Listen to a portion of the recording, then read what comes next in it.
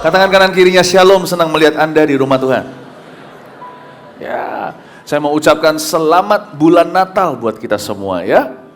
This is nanti belum tanggal 25, ntar jangan lupa ambil karcisnya supaya jemaat gak kehabisan tiket masuk ke ibadah sendiri ya. Mari saya ajak kita semua bangkit berdiri sekali lagi. Saya ingat satu lagu ini. Kita nyanyikan ya. Ku di tanganmu. Tahu lagu itu kan? Ku di hatimu, di pikiranmu, di rencanamu. Tak pernah ku sendiri.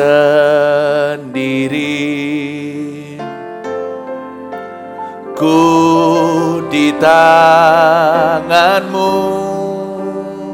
Mari angkat tangan kita. Ku di hatimu, di pikiranmu, di rencanamu, tak pernah ditinggalkan.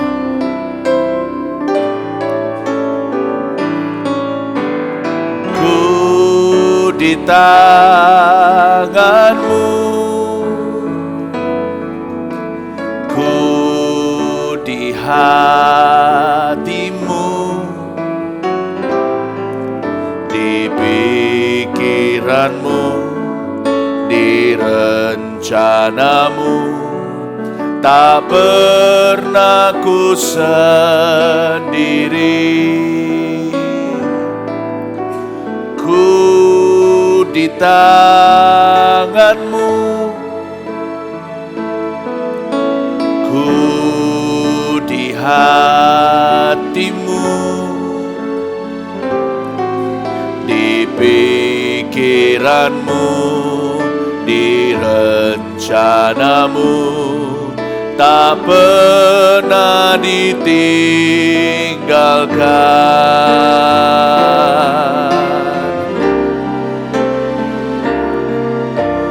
Ku di tanganmu, ku di hatimu, di pikiranmu, di rencanamu, tak pernah ku sendiri. Ku di tanganmu, ku di hatimu,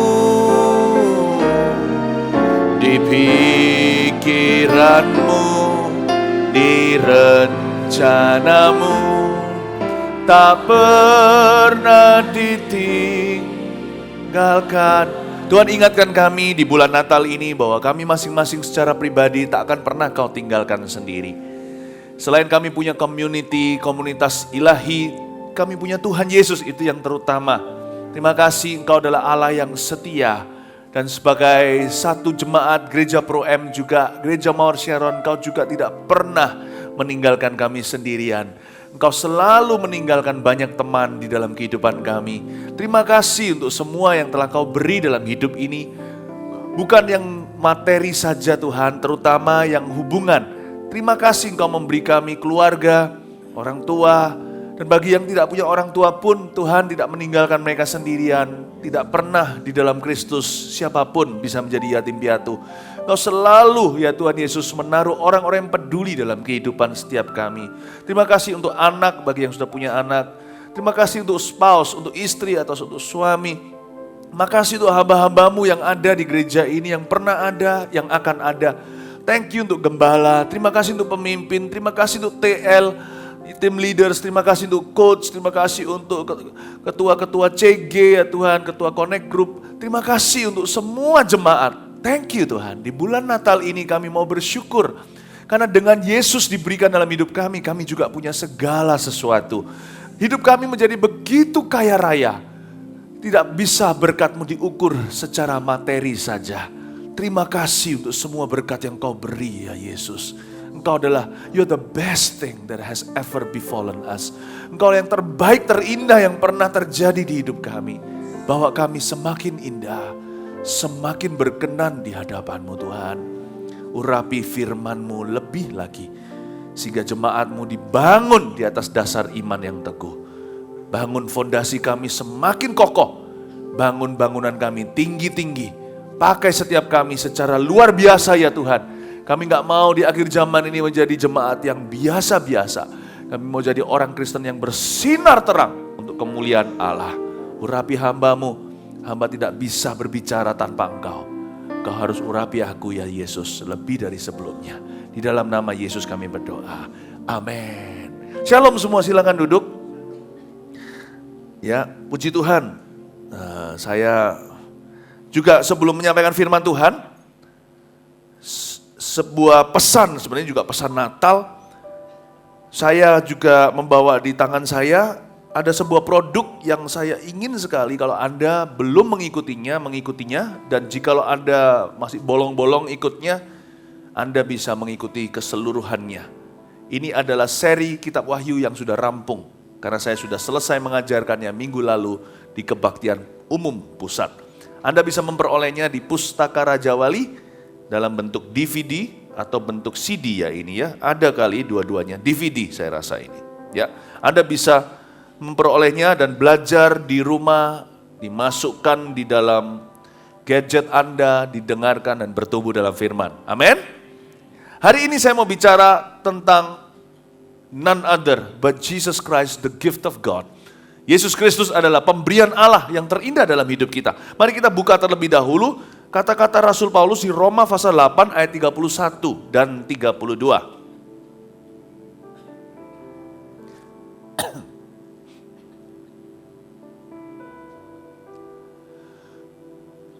Jesus is the gift dengan G huruf besar. Tapi bersama dengan Yesus ada banyak many other gifts. Ada banyak pemberian-pemberian yang lain. Yesus adalah kado dengan K huruf besar. Tapi di dalam Yesus ada banyak kado dari Tuhan. Karena itu jangan kejar berkat, kejar pemberinya. Bangun hubungan sama Dia. Kita akan memperoleh segala-galanya. Saya bukan berbicara berkat Tuhan diukur materi loh ya. Coba perhatikan kesetiaan Tuhan dapat diukur setiap hari, sekalipun hari ini kita masih di dalam hutang, masih cicilan, belum rampung juga, belum kelar. Atau beberapa orang doanya belum terjawab. Lalu bahkan di dalam kehidupan beberapa orang yang tidak terduga terjadi dalam kehidupan kita sehari-hari atau sebagai gereja. Kita tidak pernah tahu apa yang akan menimpa kita. Tapi satu hal yang pasti, Yesus fondasi yang teguh. Dia tidak bisa cabut dari hidup kita. Dan dengan adanya Yesus, kita tidak kekurangan perkara-perkara yang baik. Roma pasal 8 ayat 31, keyakinan iman. Sebab itu apakah yang akan kita katakan tentang semuanya itu? Jika Allah di pihak kita, siapakah yang akan melawan kita? Jawabannya kita tahu, tidak ada. Nah, kenapa demikian? Kita baca ayat 32. Ia yang tidak menyayangkan anaknya sendiri, tetapi yang menyerahkannya bagi kita semua. Bagaimanakah mungkin Ia tidak mengaruniakan segala sesuatu kepada kita bersama-sama dengan Dia, together with Christ. Bukankah Tuhan akan memberikan segala-galanya kepada kita bersama-sama dengan Kristus? Allah kita bukan Allah yang pelit. Natal 2000 tahun yang lalu, Noel perdana adalah cerita bahagia, peace on earth, joy to the world. Sukacita bagi dunia, damai bagi bumi ini. Tapi tahukah seorang bapa di sorga kehilangan anaknya hari itu? Putra Allah yang tunggal, Yesus Kristus diberikan sebagai kado bagi kita. Berarti Dia meninggalkan sorga yang baka untuk menjelma menjadi manusia lewat seorang perawan namanya Maria. Tahu enggak, kalau Bapak tidak perhitungan sama orang berdosa, waktu kita masih berdosa, belum diadopsi jadi anaknya. Kita belum berkenan di matanya. Kita masih berlumuran dosa dan kotoran. Tuhan tidak perhitungan. Pemberian terbaik dari Bapa bukanlah dia berikan pada dunia ini bala tentara sorga. Dia berikan berkatnya, itu mudah, dia berikan anaknya. Kalau anaknya aja tidak di-spare, anaknya tidak dieman istilahnya, apalagi yang dia akan sayangkan untuk berikan kepada kita. Gak mungkin kan? Karena itu saya suka lagu tadi. Aku gak pernah ditinggal sendiri. Aku gak pernah ditinggalkan. Gak mungkin. Apalagi sekarang aku sudah menerima Yesus sebagai Tuhan. Dia ada di dalam diriku. Gak mungkin Bapak akan meninggalkan aku. Yesus yang ditinggalkan Bapak sementara waktu di kayu salib, dia berkata, Eloi, Eloi, lama sabachthani. Allahku, Allahku, mengapa engkau meninggalkan aku? Tapi gak mungkin kita ditinggalkan hari ini. Karena kita sudah menjadi anak-anaknya. Yohanes 1:12 berkata, barang siapa menerima dia, Yesus maksudnya, diberi kuasa menjadi anak-anak Allah. Fondasimu teguh. Ada orang di sini merasa ditinggalkan Tuhan hanya karena alasan yang semu. Beberapa doanya belum dijawab. Ada beberapa orang di sini merasa Tuhan udah benci deh sama dia, nggak akan diterima. Kenapa? Dia sudah berbuat dosa. Saya tidak percaya anugerah murahan. Dosalah Tuhan sayang sama kamu. Nggak apa-apa, silahkan. Tapi saya juga harus berkata bahwa anugerah juga anugerah, saudara. Nothing you do can make him love you more, and nothing you've done can make him love you less. Tidak ada satu apapun yang kau lakukan untuk dia yang bisa membuatmu lebih dicintai. Tidak ada sesuatu apapun yang telah Anda lakukan yang membuat engkau akan kurang dicintai oleh Tuhanmu. Dia tetap menunggu. Kalau kalian ada di sini yang berlumuran dosa lagi, anjing kembali ke muntahnya, muntahkan lagi muntahmu itu. Bertobatlah, datanglah ke Tuhan. 1 Yohanes 1 berkata, akui dosamu, engkau akan disucikan dari segala dosa, dari segala kejahatan ketika engkau bertobat. Hati nuranimu akan dibersihkan. Engkau akan diampuni oleh Tuhan. Bukan diampuni untuk jatuh lagi, diampuni untuk bersih. Tuhan tidak pernah ada seorang yang bertanya sama saya begini, kapan ya Tuhan akan menerima aku kembali? Dia gak pernah pergi kok. Yang pergi itu kamu, bukan dia. Ya udah, kamu kembali. Yesaya berkata, kamu pergi dengan cuma-cuma kan? Kembalilah dengan cuma-cuma. Kamu pergi tanpa tebusan kan? Kembalilah juga, segera. Jangan tunggu nanti, aku akan bersihkan diriku sendiri. Kalau aku sudah lebih setengah bersih, aku datang ke Tuhan. Gak perlu. Sekarang juga. Datanglah kepadanya. Bertobatlah, akui dosamu, dan tinggalkanlah, engkau akan disayang. Amin. Ada orang di sini yang merasa aku sudah ditinggalkan sama Tuhan. Kenapa? Kenapa perkara buruk ini terjadi di hidupku? Di dalam pelayananku, pengembalaanku, kenapa terjadi? Ya, sebagian besar masalah kita itu sebenarnya ditimbulkan oleh kita sendiri, bukan oleh Tuhan. Tapi ada hal-hal tertentu seperti Ayub, yang sekalipun dia sudah hidup saleh dan benar, dia tetap mengalami sesuatu.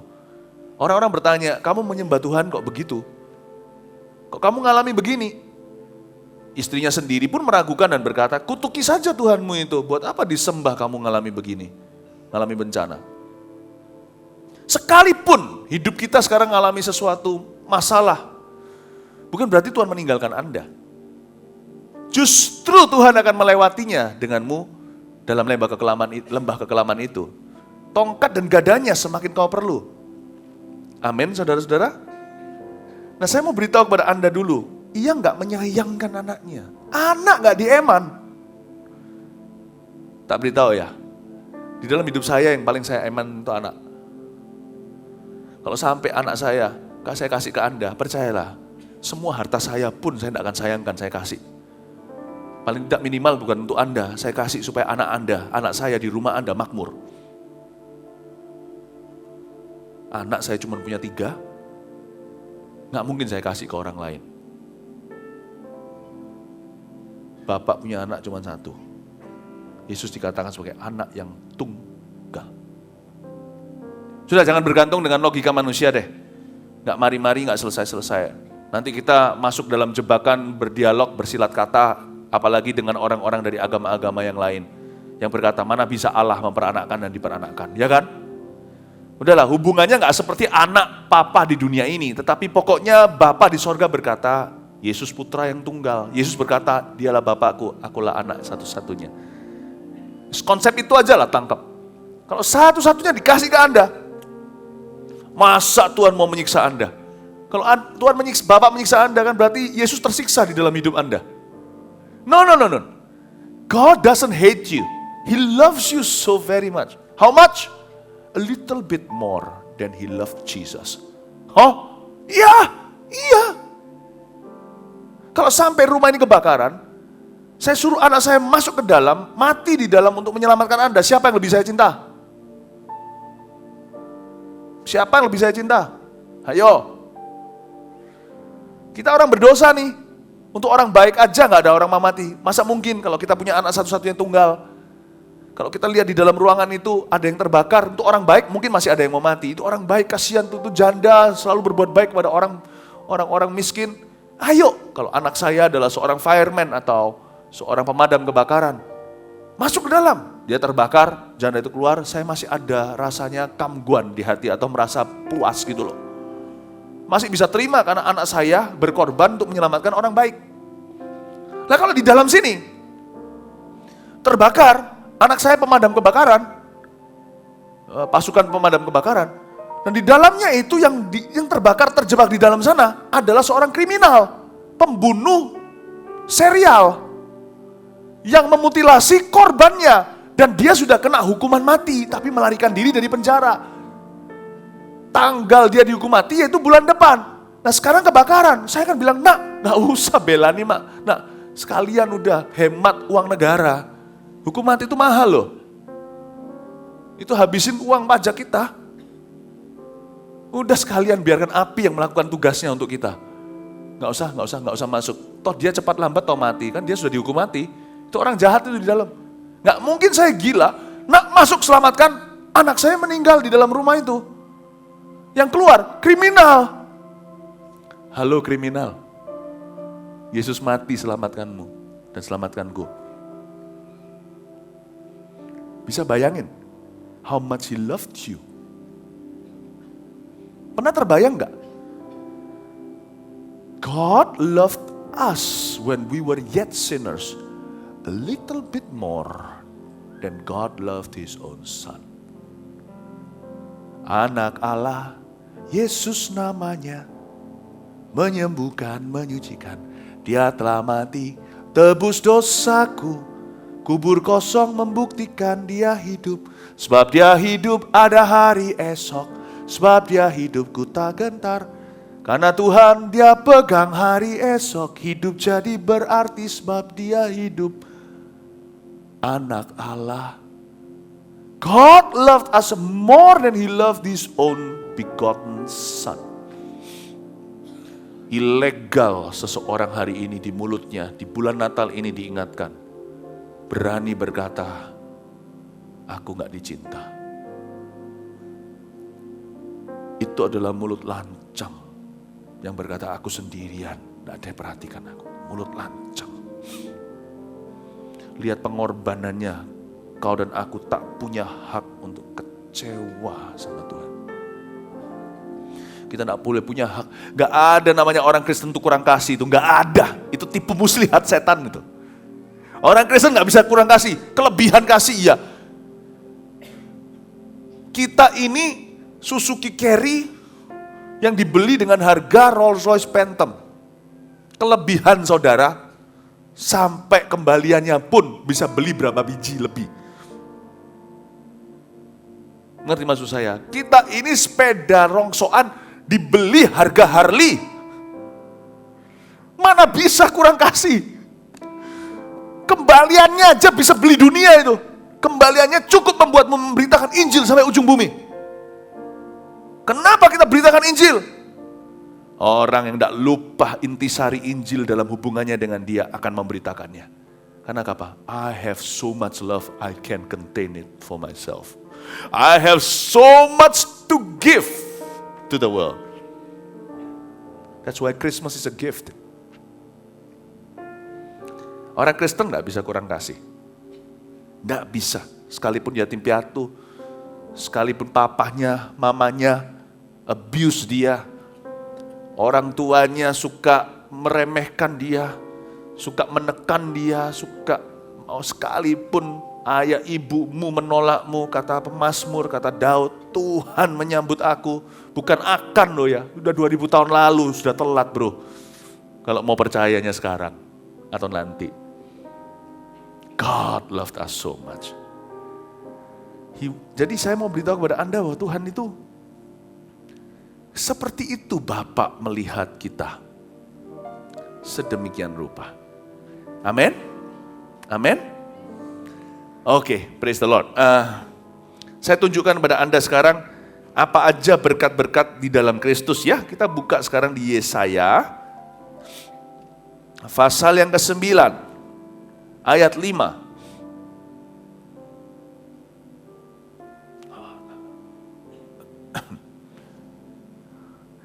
Nah, Yesus ini kan diberikan kepada kita. Nah, sekarang kita lihat bersama Yesus, dia berikan kita apa saja. Ada disebut di sini. Yesaya 9 ayat 5, sebab seorang anak telah lahir untuk kita. Seorang putera telah diberikan untuk kita. Lambang pemerintahan ada di atas bahunya. Dan namanya disebutkan orang penasihat ajaib. Allah yang perkasa, Bapa yang kekal, Raja damai. Seorang anak telah lahir untuk kita, seorang putera diberikan. Lambang pemerintahan di atas bahunya dan namanya pun disebut orang penasehat ajaib, Allah yang perkasa, Bapa yang kekal, Raja damai. Sambutlah dia, Yesus Tuhan, Juru Selamat dunia. Sebab seorang anak telah lahir untuk kita, dibungkus di palungan. Bayangin Tuhan Yesus di bedong gitu. Yang punya anak tahu. Dia menjadi bayi supaya gak melukai tangannya sendiri, goyang begini. Dibebet, seorang putra telah diberikan untuk kita. Seorang pencipta bahkan tidak bisa keluar dari bedongan manusia. What a gift. Wow. Kalau saya ada di palungan itu hari itu, saya mau cubit pipinya. Gak kurang ajar sama Tuhan, enggak.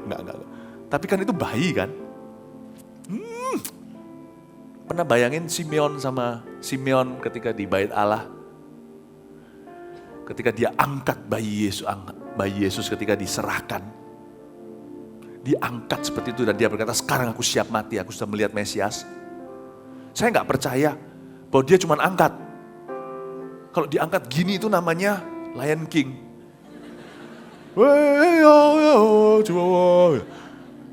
Saya percaya dia pasti gendong, dia pasti namanya naluri.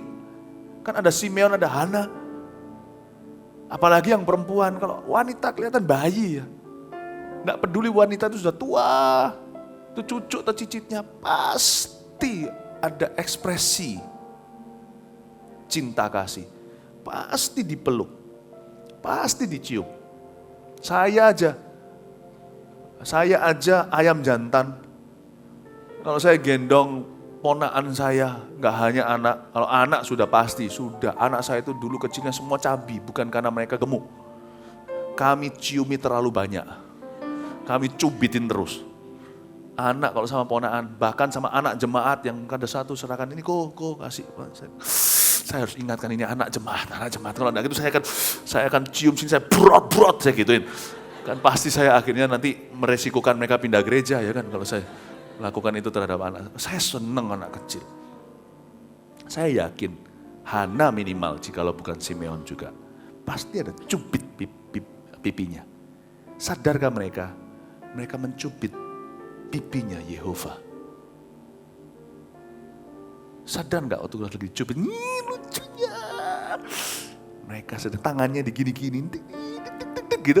Itu mereka gini-giniin tangan yang menciptakan dia. Ting dung ting dung ting dung ting dung. Itu ting dung ting dung ting dung ting dung ini. Raja di atas segala raja. Wow. Seorang anak telah lahir untuk kita. Saya baca ini aja saya rasa nggak layak membacanya. Ya Tuhan, oh my goodness. Engkau dibedong. Kalau sekarang ada bayi, ada sarung tangannya itu loh. Supaya kukunya nggak kena ke wajahnya. Bayangin, you become so weak as an infant. Itu kalau jatuh, gimana? Masa mungkin jatuh seperti Jack? Tahu Jack? Anggota keluarga termuda daripada keluarga The Incredibles. Bisa terbang itu kan nggak mungkin. Tuhan menjadi begitu rentan. Beautiful, isn't it? Tuhan jadi rentan supaya Anda jangan jadi rentan. Tuhan jadi lemah supaya Anda jadi kuat. Let me tell you, what you have in Christ, sebagai orang Kristen, dan sebagai Pro M, gereja Tuhan, Pro M. Pesan saya ini secara personal dan secara korporat. Harus diterimanya kedua-duanya. Secara pribadi, untuk menguatkan masing-masing individu, dan secara korporat untuk menguatkan komunitas ilahi ini dalam gereja Mawar Sharon. What you have in Christ, what we have in Christ. Apa yang kita miliki dalam Kristus? Kita lihat berikutnya. Lambang pemerintahan di atas bahunya. Tunggu, apa artinya? In Christ, dalam Kristus, we would never be left leaderless. We would never be left leaderless in Christ. Kita tidak mungkin dibiarkan dalam hidup ini tanpa pemimpin. Lambang pemerintahan, kepemimpinan Allah, kepemimpinan Kristus akan selalu ada dalam kehidupan anak-anaknya. Tuhan akan izinkan kita anak-anak Tuhan ini without a direction. Tanpa sebuah arah tujuan. Ya. Ada band namanya One Direction. Kita juga punya band dari Mawar Sharon terdiri dari Ko Yudi sama siapa berapa orang dulu, ada Ko Victor Gunawan, siapa itu semua namanya, Ko Mil juga pernah, ada juga di grup itu namanya No Direction. Wah itu GJ banget, gak jelas sekali tuh. Ya. But in Christ, you're never without direction. Dalam Kristus, Anda tidak pernah tanpa arah tujuan, hai Pro M. Allah selalu campur tangan, Roma 8, mendatangkan kebaikan untukmu. Dalam segala sesuatu, baik yang baik maupun yang buruk, Allah selalu campur tangan. Dia pejunan, kita tanah liat. Jikalau di tangannya, tanah liat itu menjadi rusak, maka Tuhan akan membentuknya menjadi bejana yang lain. God is a wonderful God. Tuhan adalah porter yang pottery yang dia selalu dalam pejunan yang sangat-sangat mulia, yang luar biasa, pejunan ilahi.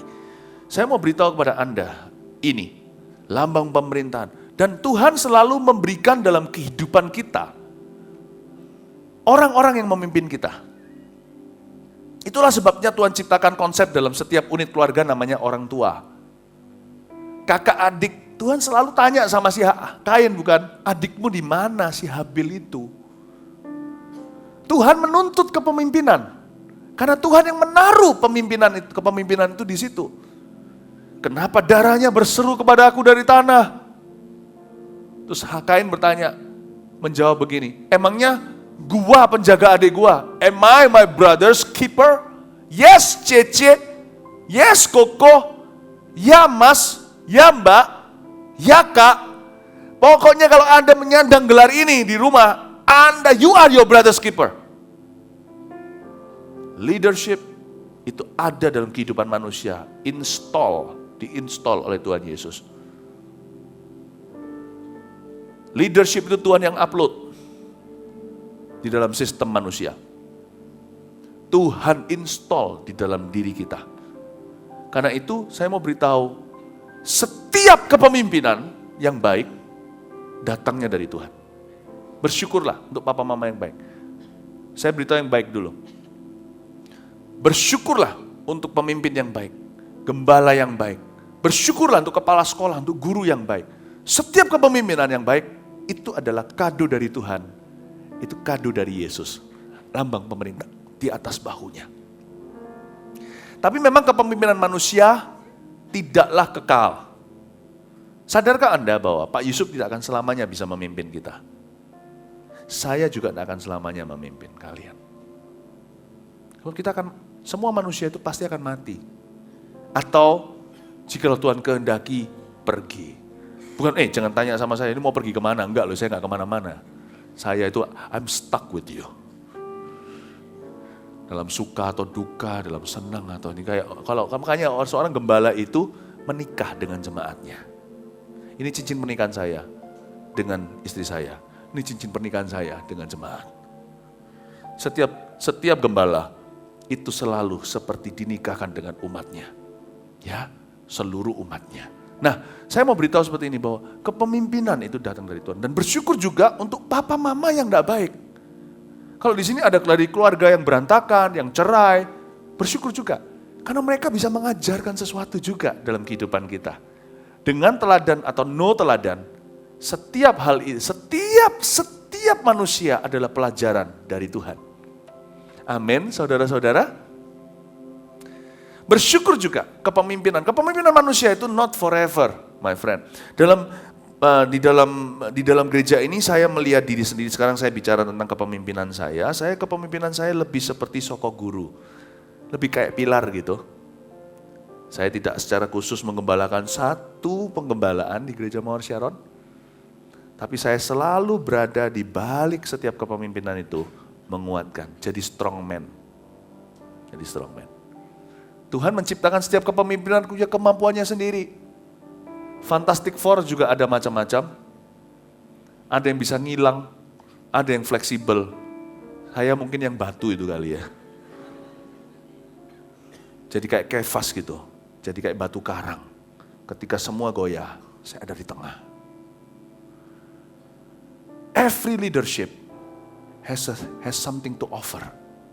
Setiap kepemimpinan selalu punya sesuatu yang dipersembahkan untuk Tuhan. Dan melaluinya dari Tuhan untuk umatnya. Saya minta Anda untuk bersyukur untuk setiap, kalau Anda seorang ketua CG, bersyukurlah untuk coach Anda. Lihat kepemimpinannya, Anda bisa belajar apa? Anda lihat setiap coach, lihat TL-nya. Lihat TL-nya, tim leadersnya. Anda bisa belajar apa dari tim leader Anda? What can you learn from them? Never take leadership for granted. Tidak boleh kita menganggap remeh kepemimpinan. Maksudnya bukan menganggap remeh, menganggap gampang. Karena kepemimpinan itu salah satu bunga yang akan berlalu. Di mana-mana, kalau bukan karena berhenti, karena apa? Juga setiap orang itu pasti ada masanya dia meninggal dunia. Saya selalu mensyukuri setiap pemimpin yang ada, setiap teladan yang ada. Saya tahu not forever, saudara. Nah, itu yang kita harus pegang erat-erat di dada. Saya mau beritahu, ada pemimpin yang memimpin Israel zaman perjanjian lama. Saya kasih korelasinya lama dan baru. Di perjanjian lama, saudara, ada hakim-hakim yang memerintah 40 tahun. 40 tahun kayak Gideon, itu penuh. Itu yang saya sebut sebagai maximize leadership. Luar biasa. Tapi ada yang namanya, salah satu hakim yang hanya 7 tahun saja. Yakobus dan Yohanes, sekalipun mereka saudara, anak-anak halilintar, anak Zebedeus. Tapi di awal-awal kisah para rasul, di pasal-pasal pertama, Yakobus dipenggal kepalanya. Karena apa? Karena penganiayaan yang terjadi terhadap gereja mula-mula. Tradisi menceritakan, sejarah mencatat, Yakobus itu lebih berkarisma dari Petrus. Anda mungkin tidak pernah dengar cerita ini. Saya dulu waktu di sekolah Alkitab, saya riset itu. Ini salah satu paper saya adalah bicara tentang 12 rasul. Saya selidiki hidup mereka satu-satu dari tradisi Yahudi, dari sejarah yang ada. Saya betul-betul bedah perpustakaan demi perpustakaan. Jadi saya mengerti ini apa yang saya sekarang sampaikan, ini hasil saya waktu saya dulu 4 tahun belajar.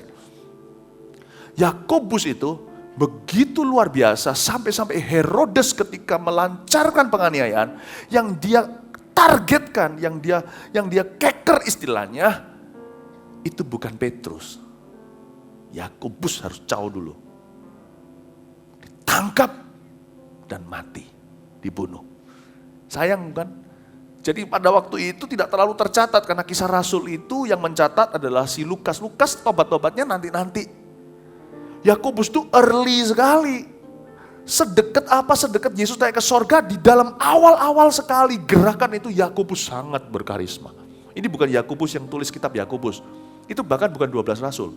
Yakobus yang tulis surat Yakobus itu setengah saudaranya Yesus. Sama mama lain papa, Yesus dari bapak di sorga. Ini papanya betul-betul hasil persetubuhan dengan Yusuf dan Maria maksudnya. Jadi Yakobus kena, orang bertanya sama kita, saudara kita bertanya, kenapa ya Petrus ketika di penjara, didoakan lolos keluar. Tapi Yakobus masa gereja mula-mula gak doa, tapi tetap dipenggal. Why? We don't know. Ada banyak gifts di dalam kerajaan Tuhan, ada banyak karunia di dalam gereja. Salah satu karunia yang tidak ditulis oleh Paulus di dalam 9 karunia itu, martyrdom. Karunia menjadi seorang martir. Yakobus menerima karunia itu. Sejak Yakobus dianiaya, terjadi gerakan lebih besar lagi setelah dia meninggal dunia. Petrus dilepaskan, tapi Yakobus bisa kontras ya nasibnya sama Yohanes. Yohanes tuh lama banget jadi pemimpin. Kalau Yakobus itu seperti hakim namanya Ebnan, Yohanes seperti Gideon. Yakobus itu di pasal awal Kisah Rasul sudah gak ada cerita, cuman cerita penggal kepala. Yohanes sampai kitab Wahyu saudara. Yohanes itu begitu tua, dia meninggalnya begitu tua. Dia meninggalnya itu di Efesus, dia di situ dikuburkan, dan Yohanes itu bahkan melampaui, saya nggak tahu apa yang terjadi dengan Timothy atau Timotius. Timotius menjadi salah satu gembala Efesus. Efesus menjadi gereja yang besar. Sejarah mengatakan 60.000 jemaat, padahal zaman dulu itu kota Yerusalem segede itu yang begitu metropolitan hanya 200.000 penduduknya. Efesus itu 60.000 jemaatnya Efesus sendiri. Dan Timotius menjadi gembala setelah itu. Paulus pernah 3 tahun di sana. Paulus umur 40 sekian atau mungkin 50-an dia meninggal dunia. Dia mati dipenggal di Koliseum di Roma. Hari yang sama Petrus disalib terbalik di Roma. Hari sama mereka berdua mati. Petrus dan Paulus. Yohanes melampaui bahkan Timotius. Saya nggak tahu apa yang terjadi dengan Timotius, tidak ada tercatat apa-apa. Tapi dia di Efesus menjadi gembala, padahal dia anak muda. Paulus sering ingatkan, kamu jangan malu, jangan tersipu-sipu, jangan anggap dirimu muda. Terakhir-akhir itu, Yohanes menjadi gembala di Efesus. Mungkinkah Timotius mati dulu? Yohanes ini Changming Pai Sui. Wan Sui.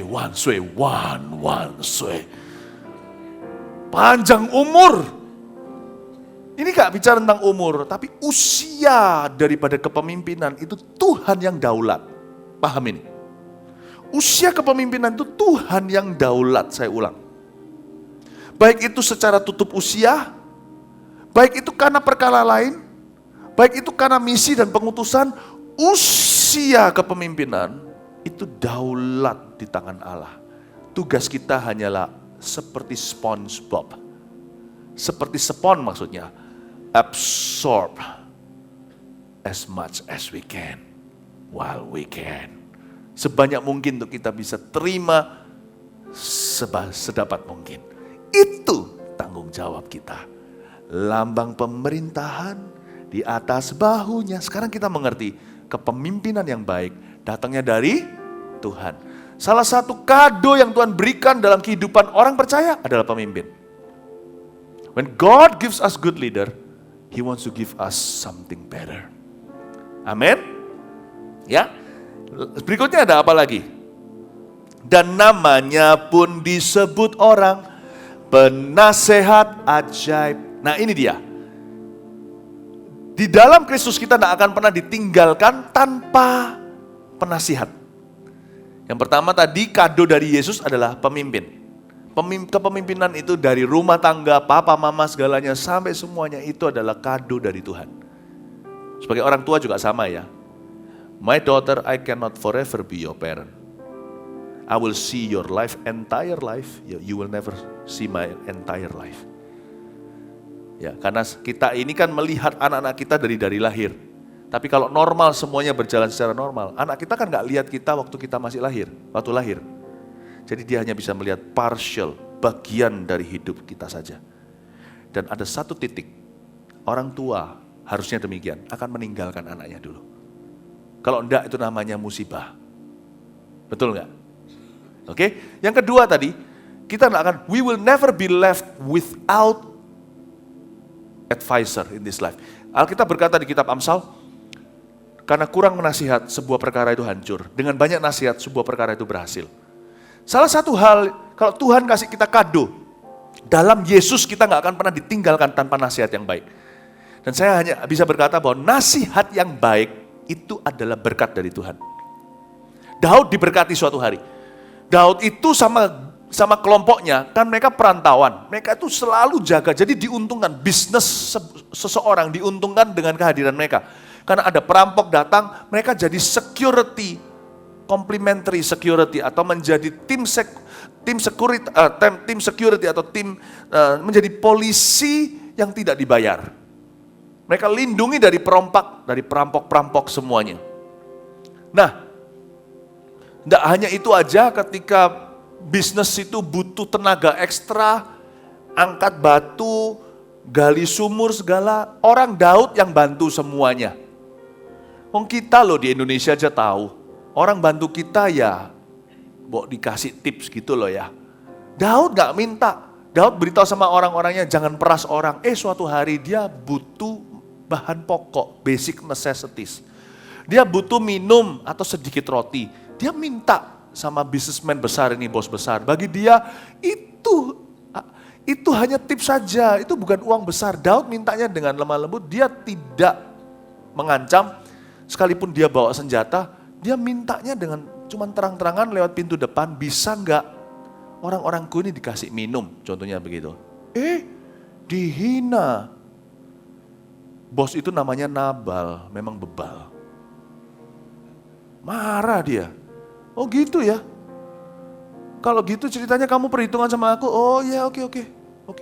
Dia datang sudah menyandang senjata, dia beritahu kalau sampai besok kamu masih hidup, terkutuklah aku. Daud jalan. Tuhan berkati dia. Karena dia orang berkenan pada Allah. Waktu emosi, Tuhan kirim nasihat. Nasihat bisa datang dalam bentuk yang paling tidak kita duga. Kita bangun tidur suatu hari yang pasti terjadi harusnya lewat firman Allah. Lewat firman kalau hati kita peka, Tuhan bisa bicara. Tuhan kasih kita nasihat dari firman ini, mengampuni contohnya atau jangan marah. Ya, Tuhan bisa ingatkan kita untuk tahan emosi kita. Jangan marah ya. Tinggalkan panas hati, sebab amarah manusia hanya mengerjakan keburukan.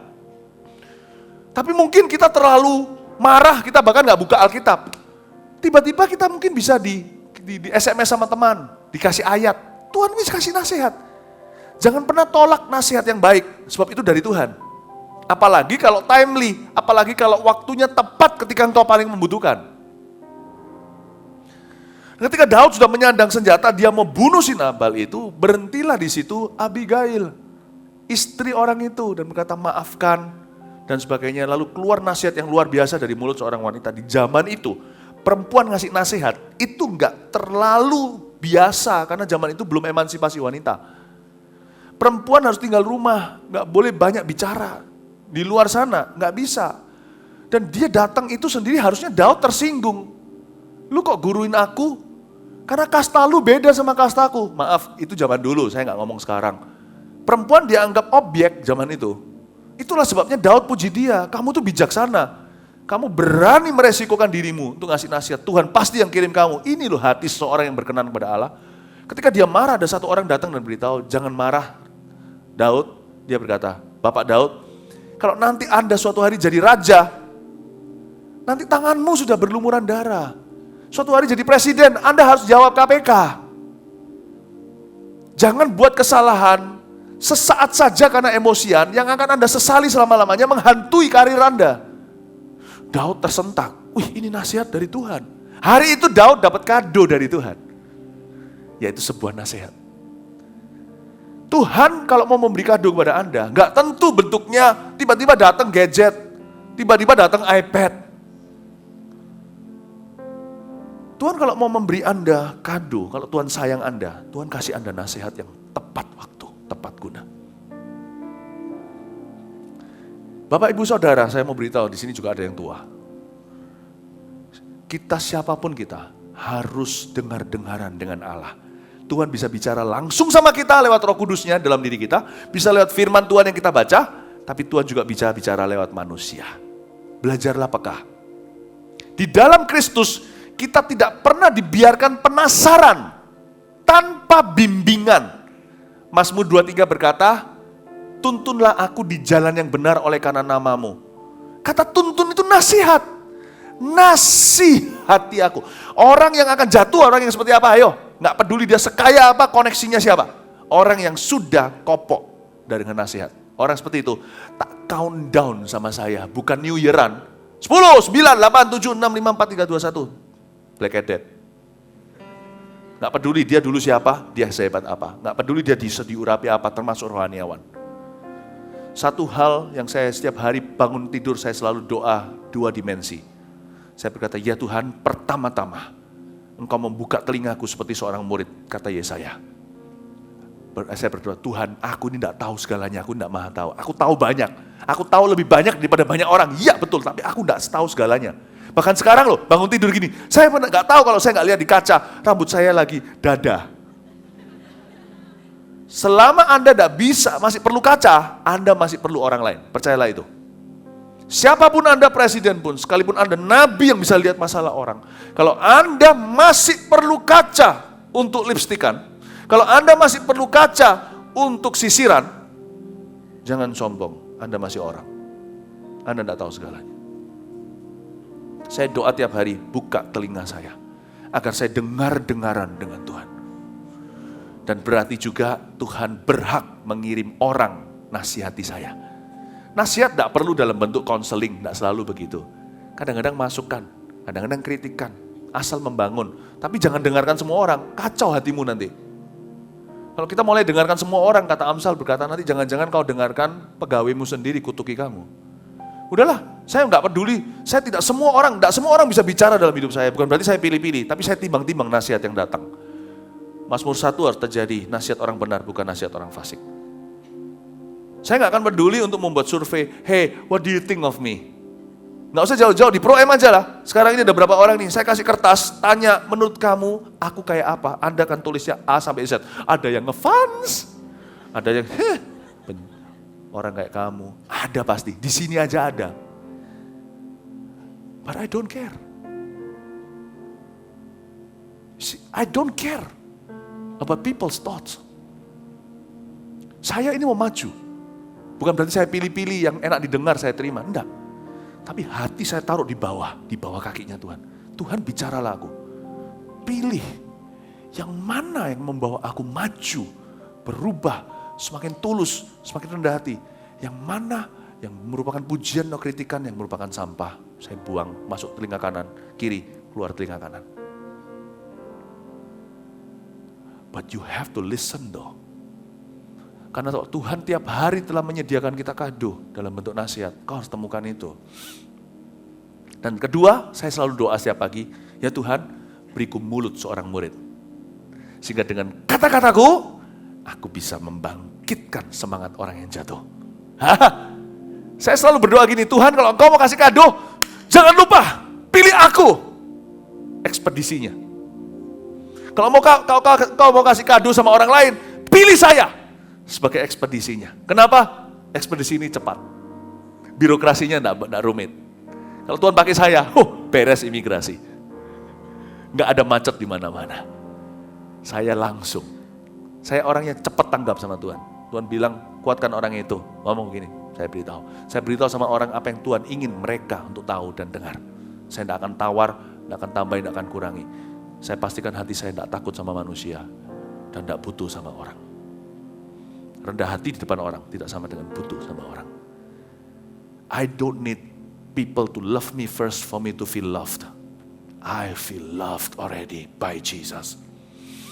Makanya saya minta sama Tuhan, Tuhan kalau kau mau kasih kado sama seseorang, use me. Pakai aku. Dalam Kristus ada banyak nasihat saudara. Bukankah ada firman Tuhan begitu, Paulus menulisnya, dalam Kristus ada kasih mesra, ada nasihat. Ya kan? Apalagi? Penasihat ajaib. Terus, Allah yang perkasa.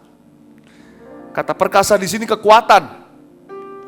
Di dalam Kristus tidak mungkin kita ditinggalkan tanpa kekuatan. Pencobaan yang kita alami itu biasa. Tidak melebihi kekuatan kita. Dan kekuatan Tuhan berikan pada kita dengan berbagai cara juga.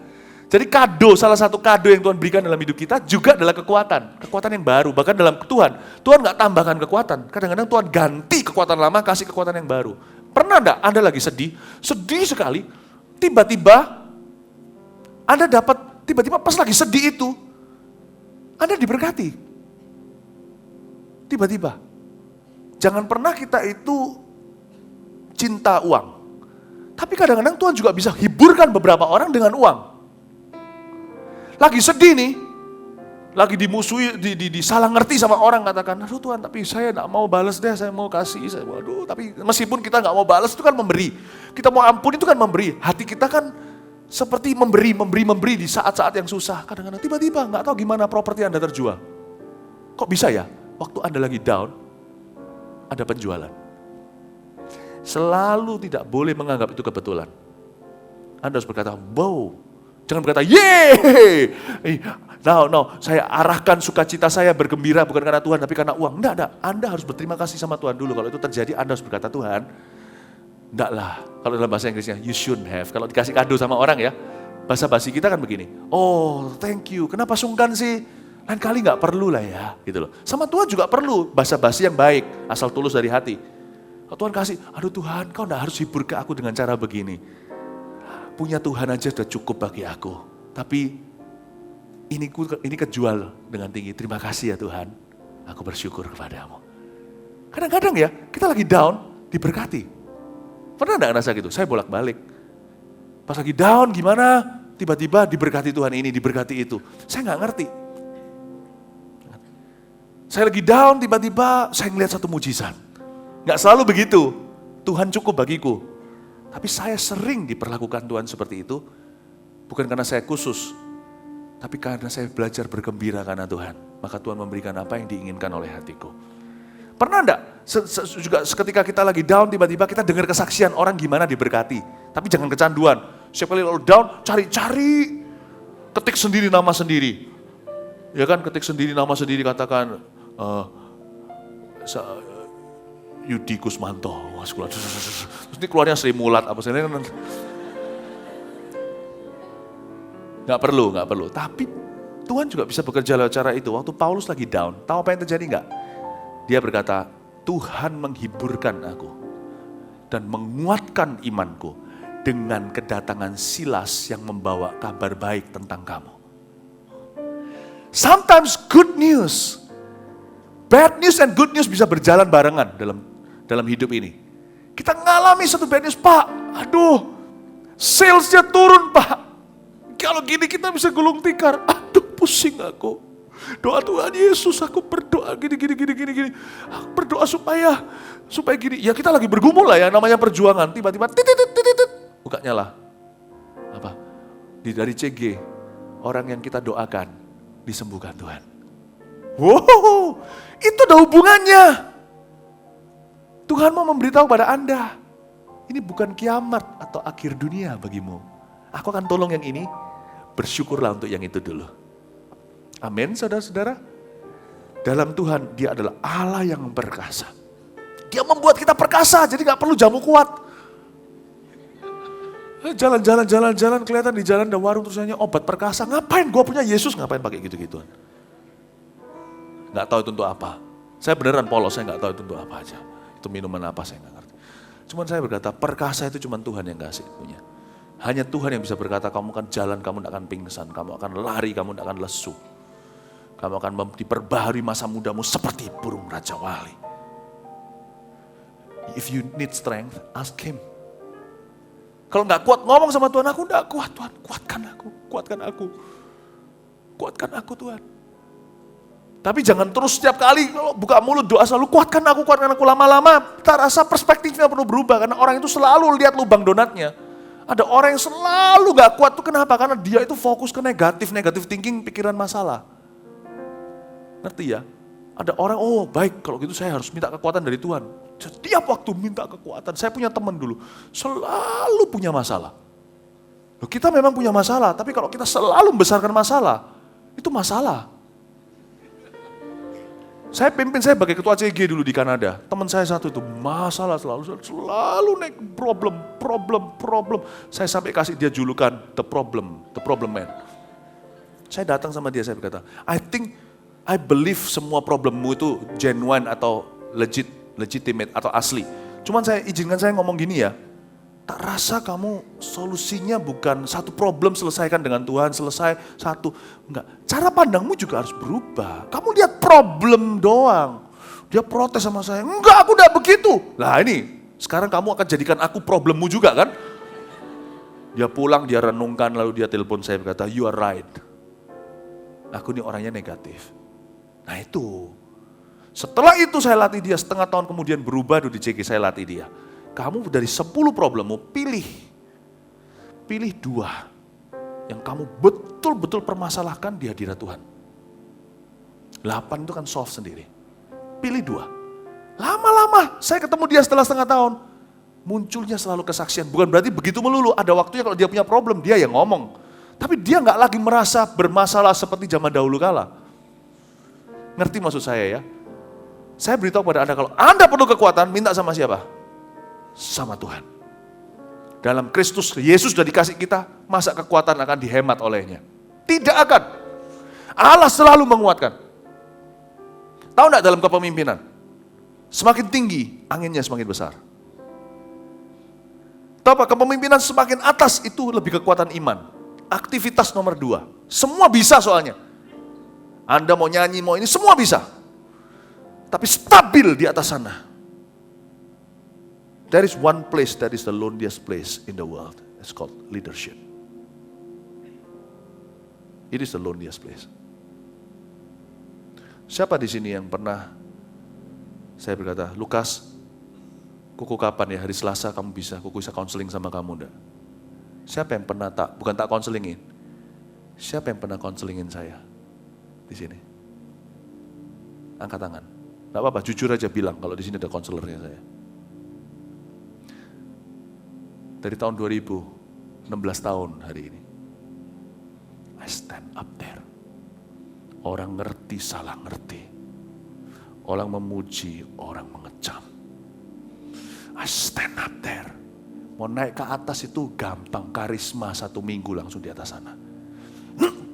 Belasan tahun, puluhan tahun di atas sana. Kalau bukan Tuhan yang memberi kekuatan ketika diperlukan, nobody can. Tidak ada orang yang bisa. Paham ini? Kekuatan itu datangnya dari Tuhan. Bersyukurlah untuk orang yang menguatkanmu. Karena orang-orang itu aset dalam hidupmu. Nah, kau akan perhatikan, semakin Anda dipakai Tuhan, semakin diberkati, semakin lama Anda berjalan, ada satu hal yang semakin langka dalam kehidupan Anda. Orang yang menasihati dan menguatkan. Kalau Anda punya, pegang itu, pergramnya, itu lebih berharga dari pergram emas mulia. Amin. Saya satu hal, true friends in my life, they are better, lebih berharga bagi saya daripada aset duniawi.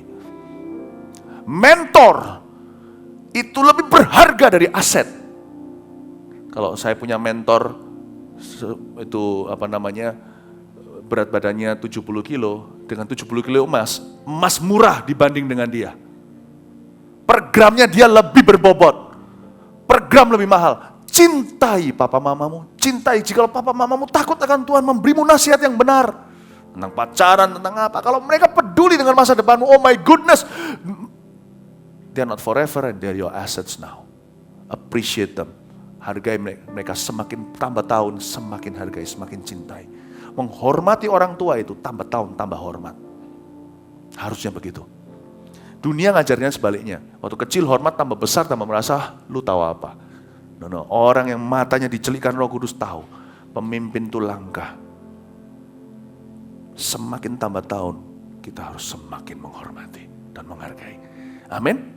Ya, saya sampaikan prinsip-prinsip di sini dari Tuhan untuk kita semuanya. Anda diberkati Tuhan? Lalu yang berikutnya, Bapa yang kekal, Raja damai. Lain kali saya jelaskan, kita tutup di sini dulu. Nanti ada sequelnya, sinetron berikutnya. Tapi di dalam Kristus, Bapa yang kekal sederhana aja. God will never leave us fatherless when we follow Christ. Kalau kita mengikut Yesus, tidak akan pernah kita dibiarkan tanpa ayah. Kami adalah orang perantauan. Saya meninggalkan papa mama saya dari umur 6 tahun. Saya sekolah di Taiwan. Usia anak saya sekarang yang paling kecil, Warren, segitu saya udah sendirian di luar negeri sama koko saya. Umur 6. Saya ngerti apa artinya. I need parental care. Lalu sempat pulang di sini selesaikan SD, SMP 1, lalu SMP 2 saya langsung terbang di Singapura. Dan ever since, saya selalu berada di luar negeri. Singapura, Kanada, segalanya. Tapi saya mau beritahu kepada Anda, bagi ini juga penting buat orang yang hari ini kos-kosan. Kalau Anda mengikut Yesus, akan ada orang-orang tua, figur-figur orang tua yang selalu akan mengikuti Anda. Seperti Mazmur 23 katakan, kebajikan dan kemurahan akan mengikutimu seumur hidup. Akan ada figur-figur Bapak yang kekal itu. Kalau setan bisa menghantui, Tuhan itu bisa mengikutimu. Lewat figur-figur orang tua yang ada di sekelilingmu. Dan Anda akan diberkati hubunganmu dengan mereka dengan sehat. Dan Tuhan akan tunjukkan peduli. Saya masih ingat waktu pertama kali datang ke sebuah panti jompo. Ya kan? Saya juga kangen sama mama saya, karena mama saya dulu selalu yang dekat secara fisik sama saya. Tapi saya selalu hidup jauh dari beliau berdua. Waktu saya melayani seorang yang belum kenal Tuhan, dia terima Yesus hari itu. Saya kira saya cukup senang dia terima Yesus. Lalu dia pegang wajah saya seperti ini. Dia pegang wajah saya, kaget saya. Itu orang tua umur 80 tahun, kakinya satu. Udah kena diabetes, udah di panti jompo. Orang Indonesia, gak ada orang yang kunjungi dia. Keluarganya pun gak mau kunjungi. Saya dilus-lus wajah saya. Dan dia berkata, will you be my son? Saya dipanggil pendeta manis. Itu julukan saya. Pendeta manis katanya. Saya gak tahu kenapa, saya senang. Saya kira saya datang sini untuk melayani, saya juga dilayani. Ada seorang figur yang tidak saya duga, seorang yang saya baru bawa terima Yesus. Menunjukkan motherly care sama saya. Padahal dia gak bisa kasih apa-apa, barang di kamarnya rongsokan semua. Dia gak bisa provide apa-apa buat saya, dia cuma bisa provide care. Dan itu yang saya butuhkan dalam jiwa saya. Dari seorang yang saya gak duga. Dan ini saya ceritakan kalau satu persatu terlalu panjang. Tuhan kirimkan saya om-om, tante-tante. Yang punya motivasi, intention atau maksud yang paling mulia dalam hidup saya. Kadang-kadang saya dikasih sama satu orang namanya Oma Leong. Wah, saya ini dulu favorit oma-oma. Saya dikasih makanan, padahal dia kerjanya ngerantangi di situ. Dia janda, jadi itu perlu uang. Saya dikasih itu for free, itu besar loh. Itu tindakan besar buat seorang oma kayak gitu. Dia kasih saya ini untuk kamu ya, itu cucuku. God never leaves, tidak pernah meninggalkan saya loveless.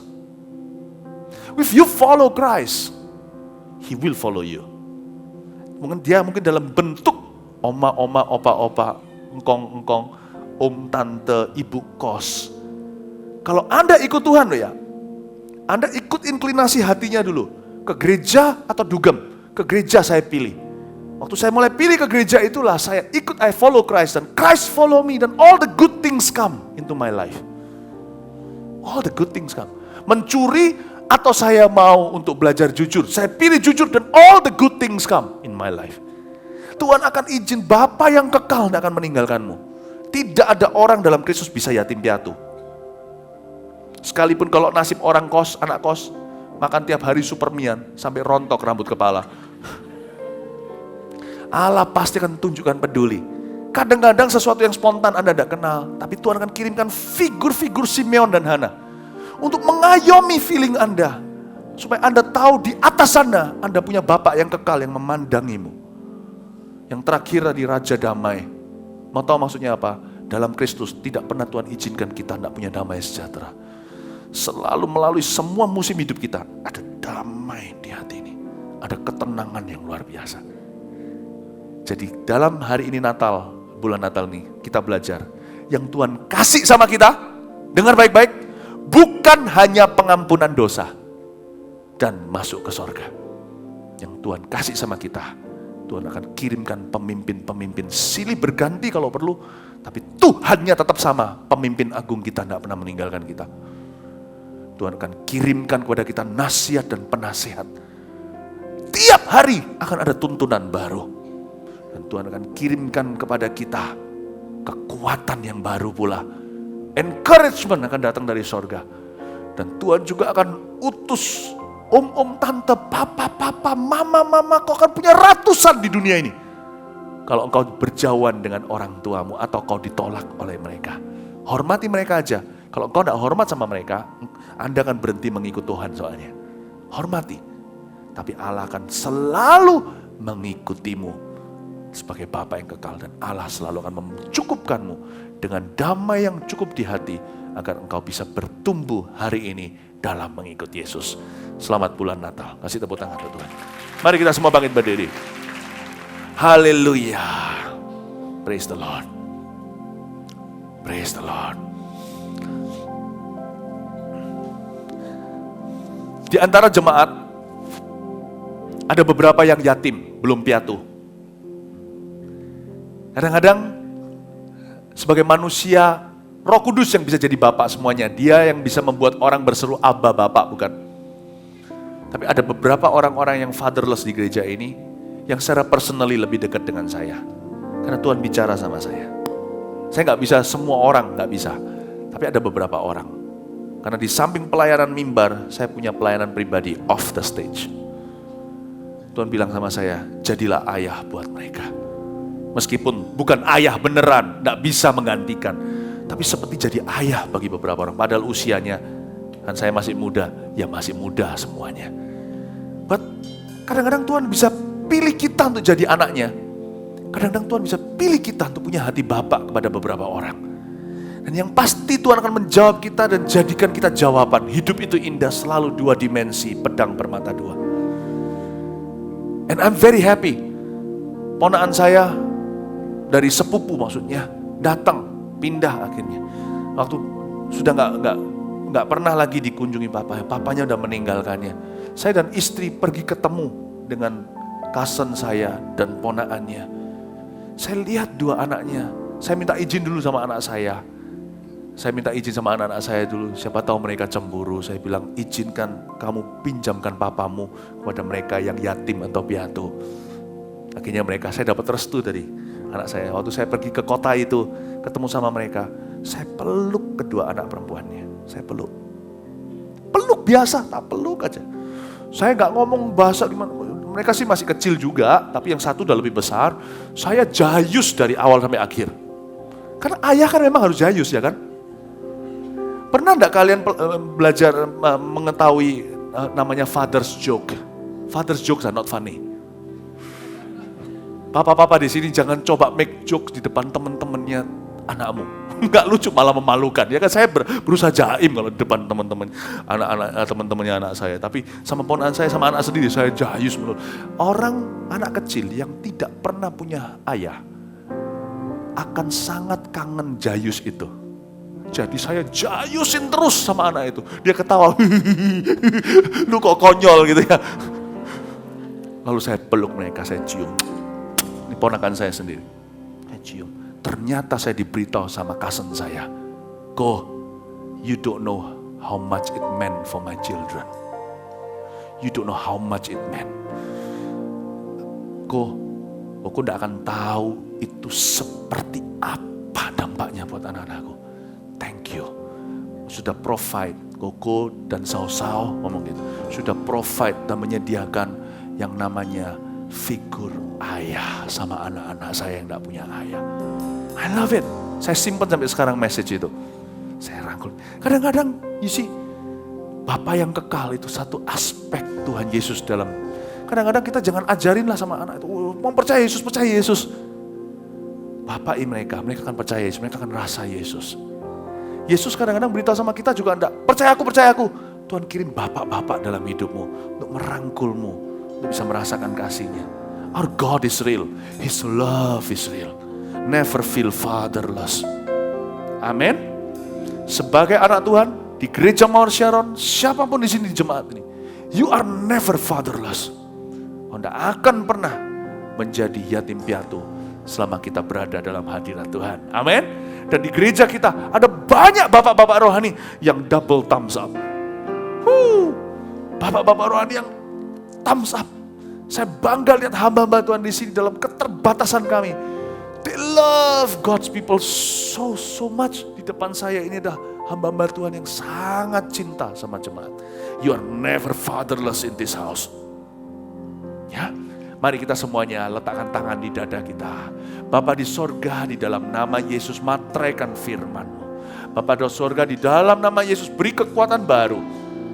Ya Tuhan, untuk menjelang masuk ke tahun depan, Gereja Mawar Sharon Pro M akan semakin maju, semakin bertumbuh dalam Kristus, semakin revive, semakin penuh dengan kebangunan rohani untuk Tuhan. Thank you Tuhan, hari ini kami semangat, hari ini kami sungguh-sungguh bersuka cita, karena Engkau sudah menerangkan kepada kami, bahwa kami dikasihi, kami semua dicintai, disayangi, kami semua berarti ya Tuhan. Terima kasih. Berkat-Mu atas umat-Mu ya Tuhan malam hari ini. Dalam nama Yesus. Marteraikan dengan satu lagu kita nyanyikan. Come on, let's sing.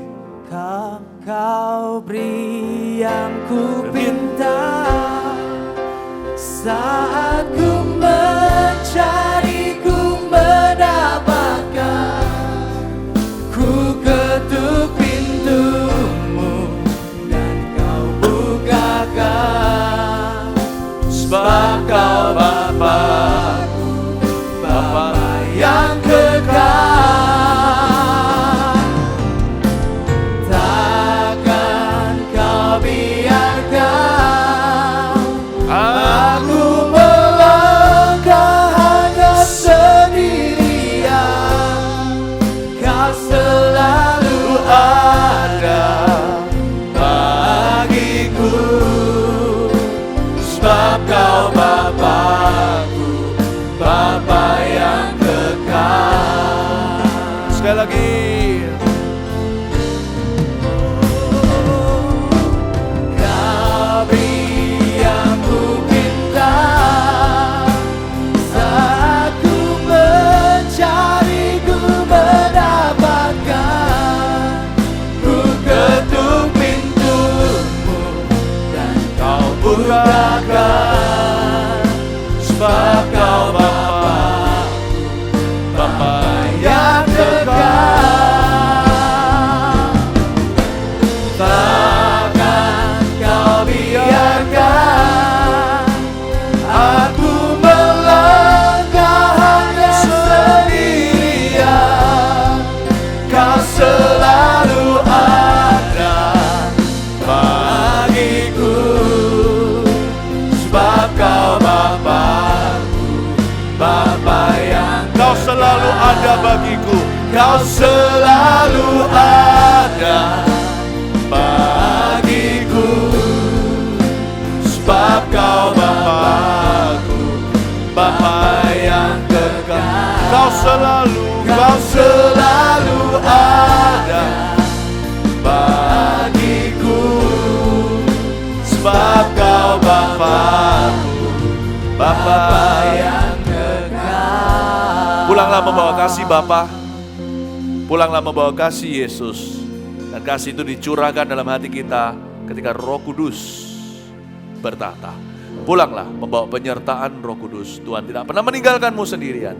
Dalam segala sesuatu yang membutuhkan hikmat, Dia sudah ada di sana menyediakan hikmat bagimu. Berjalanlah dengan iman, percaya tanpa melihat, dan lihatlah kebaikan Tuhan, kemurahannya mengikutimu sepanjang jalanmu. Di dalam nama Yesus, haleluya, amin.